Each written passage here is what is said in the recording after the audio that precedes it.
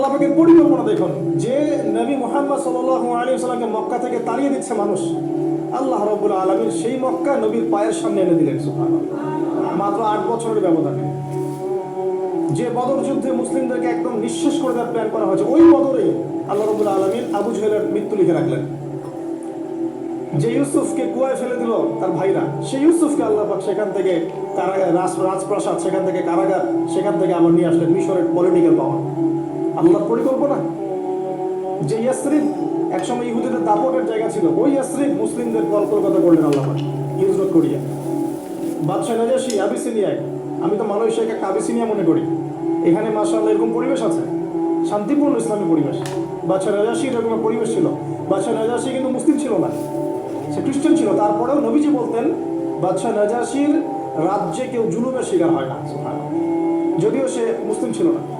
ওখানে ইসলাম নিয়ে গেলেন আল্লাহ পাক, ওখান থেকে পুরো আফ্রিকায় ইসলাম ছড়িয়ে পড়লো। সুবহানাল্লাহ, সুবহান। এক খালিদ বিন ওয়ালিদ রাদিয়াল্লাহু আনহু, যার হাতে উহুদ যুদ্ধে বহু মুসলিমের প্রাণ গিয়েছে না, সেই মানুষকে আল্লাহ রাব্বুল আলামিন হেদায়েত দিয়ে 100টা যুদ্ধ করিয়েছেন। সুবহানাল্লাহ। আল্লাহ পাকের পরিকল্পনা আমরা বুঝতে পারবো না, আল্লাহ পাকের পরিকল্পনা আমরা বুঝতে পারবো না। ওমা কারুল্লাহ, তারা কৌশল করে, আল্লাহ পাকও পরিকল্পনা করে। দেখেন এই যে প্যালেস্টাইনে এত সমস্যা করছে না, আল্লাহ পাকের কি পরিকল্পনা! সুবহানাল্লাহ। আল্লাহ পাক সমস্ত জিউসদেরকে ওইখানে একত্রিত করেছেন। কেন জানেন? কেন জানেন? আল্লাহ পাক এই যে 1914 থেকে নিয়ে 2023 এই যে সালগুলো চলছে, 100 বছর, লাস্ট 100 বছরে সারা ওয়ার্ল্ডের জিউসদেরকে ওখানে একত্রিত কেন করেছেন জানেন? যেইভাবে আল্লাহ পাক ফেরাউনের দলবলকে লোহিত সাগরে ডুবিয়ে দিয়েছেন, ওইভাবে আল্লাহ পাক প্যালেস্টাইনের সবাইকে ডুবাবে ইনশাআল্লাহ। এটাও আল্লাহ পাকের একটা বড় পরিকল্পনা।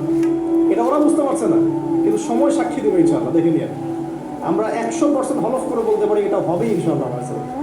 এই কারণেই লাস্ট এই যে অটোম্যানদের ডিফিটের পর থেকে নিয়ে 1970 থেকে নিয়ে এই যে first world war, second world war করতে করতে সব জায়গা থেকে জিউসদেরকে একত্রিত করেছে, বিকজ অফ লাস্ট একটা সর্বশেষ একটা ম্যাসাকার আল্লাহ পাক করবেন ইনশাআল্লাহ।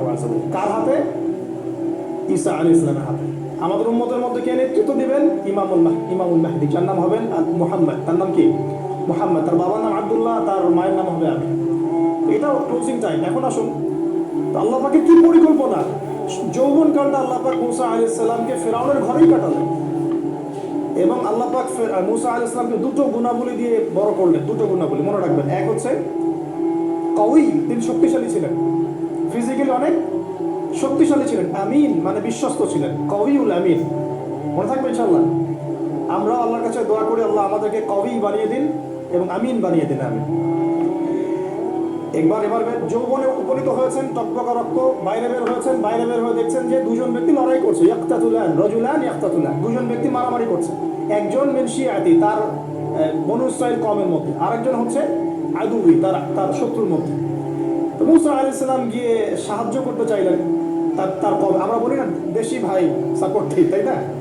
আচ্ছা, তো মুসা আলাইহিস সালাম গিয়ে সাপোর্ট দিতে গিয়ে শুনেন, ফাওয়াকাযাহু মুসা ফাকাদা আলাইহি, মুসা আলাইহিস সালাম মাত্র একটা ঘুষি দিয়েছেন, এক ঘুষিতেই ওই ব্যক্তি ডেড, স্পট ডেড।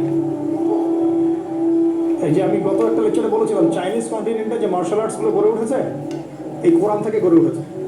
তার আগে ওদের সভ্যতা ছিল, সংস্কৃতি ছিল, ঠিক আছে। এক ঘুষিতে মানুষ মারা যায়, এটা কোরআন বলেছে। এক ঘুষিতে মানুষ মারা যায়, এটা কোরআন বলেছে। ওরা এখন রিসার্চ করে বের করে যে 6টা-7টা স্পট আছে মানুষের দেহে, এক ঘুষিতে মানুষ মারা যেতে পারে। কোরআনকে আমরা মূল্যায়ন করি না, কিন্তু কোরআনকে সারা দুনিয়ার অমুসলিমরা মূল্যায়ন করে ওদের স্বার্থে তারা আমাদের কোরআনকে মূল্যায়ন করে, আমাদের হাদিসকে মূল্যায়ন করে। আমরা করতে চাই না, আল্লাহ মাফ করবো আমাদের। আমরা কোরআন পড়তে চাই না, গবেষণা করতে চাই না, অর্থ বুঝতে চাই না, একটু আরবি ভাষা শিখতে চাই না, কোরআনের বালাগাত ডেইলি একটু তেলাওয়াত করবো এক পারা, সেটা করতে চাই। আল্লাহ পাক আমাদেরকে মাফ করুন এবং কোরআন বলা বানিয়ে দিন। আমি কথাগুলো বলার উদ্দেশ্য আপনাদেরকে আঘাত করা নয়, আমি জাস্ট আপনাদের কলবে একটু ধাক্কা দেওয়ার চেষ্টা করছি, যাতে করে আপনারা সবাই কোরআন তেলাওয়াত করেন ডেইলি এক পারা করে, আল্লাহ কবুল করে নেন। এবার আসুন, দেখুন এবার কি হলো, এটা ইন্টেনশনালি ছিল না, আনইনটেনশনালি মুসা আলাইহিস সালাম এখন কিন্তু মানে হত্যার অপরাধী হয়ে গেছে, তাই না? ফেরাউন তাকে ধরার জন্য বের হয়েছে দলবল নিয়ে, ওকে ধরতে হবে, এবার অ্যারেস্ট করতে হবে। তো একজন এসে পরামর্শ দিল যে তুমি এখান থেকে চলে যাও, তুমি এই মিশর থেকে চলে যাও, বের হয়ে যাও, নাহলে ফেরাউনের বাহিনী তোমাকে পেলে ধরে ফেলবে। এবার মুসা আলাইহিস সালাম চলে গেলেন কোথায়? মাদিয়ান। কোথায় বলেন? অনেক দূরে মাদিয়ান। মাদিয়ানে গিয়ে তার না আছে কোনো শেল্টার, না গার্ডিয়ান, না কোনো খাবার, না পানি, কিছুই নাই। ঠিক নবী সাল্লাল্লাহু আলাইহি ওয়াসাল্লামের সাহাবীরা হিজরত করেছেন আবিসিনিয়ায়, নবীজি হিজরত করেছেন একবার তায়েফে, ওখানে মার খেয়ে চলে আসতে হয়েছে না, মনে আছে? তায়েফের 3টা গোত্র ছিল, আব্দু ইয়ালাইল, আব্দুল মাসউদ, হাবিব বিন আমর, এই 3 গোত্রের নেতা ছিল। এরা নবী সাল্লাল্লাহু আলাইহি